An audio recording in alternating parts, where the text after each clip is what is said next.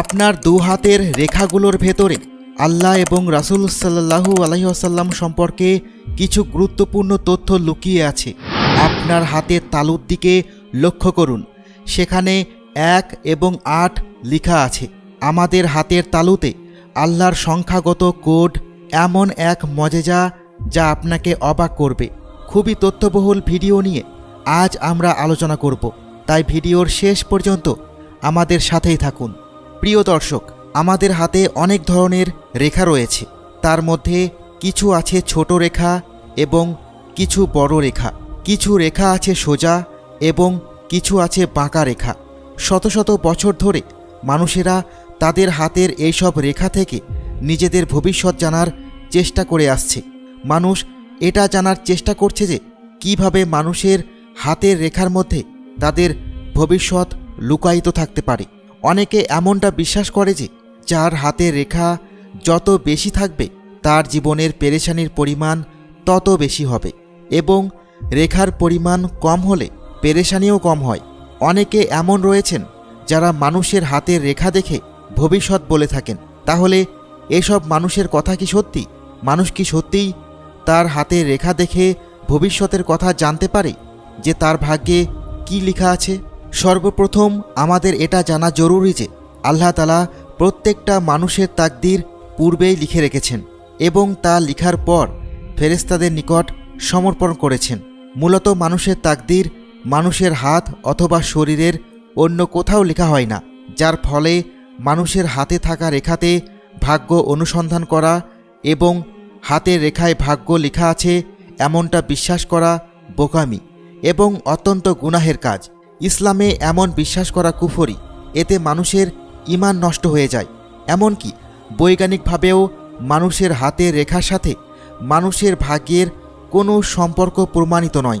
বৈজ্ঞানিকভাবেও এর কোনো ভিত্তি নেই।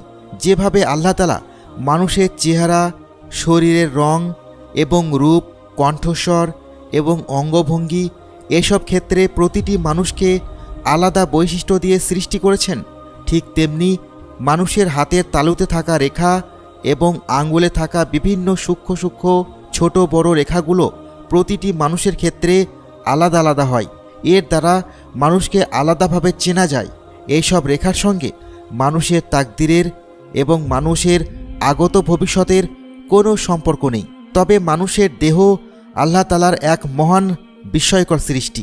মানুষের শরীরের এক একটি অংশে আল্লাহ তাআলার লক্ষ কোটি নিদর্শন রয়েছে, যাতে করে মানুষ আল্লাহ তাআলার অসীম ক্ষমতা সম্পর্কে উপলব্ধি করতে পারে। এমনই এক বিস্ময়কর নিদর্শন রয়েছে মানুষের 2 হাতের তালুতে থাকা রেখাসমূহের মধ্যে। তবে এ সমস্ত রেখার সাথে মানুষের ভাগ্যের কোনো সম্পর্ক নেই। যেমনটা আল্লাহ রাসূল সাল্লাল্লাহু আলাইহি ওয়াসাল্লাম বলেছেন, যে ব্যক্তি কোনো জ্যোতিষীর কাছে গেল এবং তার কাছে নিজের ভাগ্য সম্পর্কে জিজ্ঞাসা করল, তাহলে 40 দিন পর্যন্ত তার ইবাদত কবুল হবে না। আর যদি সেই জ্যোতিষী যা বলে তা সে বিশ্বাস করে, তাহলে তার ঈমান নষ্ট হয়ে যাবে। এবার আপনি যদি আপনার হাতের তালুকে ভালো করে লক্ষ্য করেন, তাহলে আপনি কতগুলো রেখা দেখতে পাবেন, যার মধ্যে 2টো বড় চিহ্ন উপস্থিত আছে। আপনি কি কখনো ভেবে দেখেছেন এই রেখাগুলোর মানে কি? এই রেখাগুলো দেখতে অনেকটা এরকম দেখায়। এবার আপনি যদি এই লেখাগুলোকে ভালো করে দেখেন আর তারপর আরবি নাম্বারগুলোর দিকে যদি তাকান, তাহলে আপনি দেখতে পাবেন আরবি সংখ্যাগুলো এইভাবে লেখা হয়। এখানে আপনারা আরবি সংখ্যার 1 এবং 8 নম্বরের দিকে খেয়াল করুন। খেয়াল করে দেখুন এগুলো কিভাবে লেখা হয়েছে। এবার আপনারা আপনার হাতের দিকে ভালো করে খেয়াল করুন, তাহলে আপনি আপনার 2 হাতে এই নাম্বার দুটোকে 1 এবং 8 ভালোভাবে দেখতে পাবেন। আমাদের হাতের রেখাগুলোর ভেতর এই 2টো নাম্বার উপস্থিত আছে। একটি হলো নাম্বার 18 আর দ্বিতীয়টি হলো নাম্বার 81। নাম্বার 18 আপনার ডান হাতের তালুতে আছে আর নাম্বার 81 আপনার বাম হাতে আছে। এবার যদি আপনি এই 2 নাম্বারকে বিয়োগ করেন, অর্থাৎ 81 থেকে 18কে বিয়োগ করেন, তাহলে আমরা যে সংখ্যাটি পাই তা হলো 63। আর 63 হলো আল্লাহ রাসূল সাল্লাল্লাহু আলাইহি ওয়াসাল্লামের বয়স। প্রত্যেক নামাজের পর দোয়া করার জন্য যখন আমরা আল্লাহ রাব্বুল আলামিনের দরবারে হাত উঠিয়ে থাকি, তখন সর্বপ্রথমে দরুদ শরীফ পাঠ করা হয়। আর এই নাম্বারগুলোর মানে এটাই যে একজন মানুষ যেন রাসূল সাল্লাল্লাহু আলাইহি ওয়াসাল্লামকে নিজের দোয়াতে সবসময় স্মরণ করে এবং তার উপরে দরুদ ও সালাম পাঠায়। এবার এই নাম্বার দুটো যদি আমরা যোগ করি তাহলে এর যোগফল হবে 99। আর আল্লাহ রাসূল সাল্লাল্লাহু আলাইহি ওয়াসাল্লাম আমাদেরকে জানিয়েছেন যে আল্লাহ রাব্বুল আলামিনের 99টি নাম আছে। আর এই 99টি নাম যে ব্যক্তি সংরক্ষণ করবে অর্থাৎ মুখস্থ করবে সেই ব্যক্তি জান্নাতে প্রবেশ করবে। এবার যদি আপনি আল্লাহ রাব্বুল আলামিনের এই 99টি নামের সংখ্যা দুটোকে গুণ করেন অর্থাৎ 9 × 9 তাহলে 81 হয়, যেটি আপনার বাম হাতের তালুর রেখাতে বানানো আছে।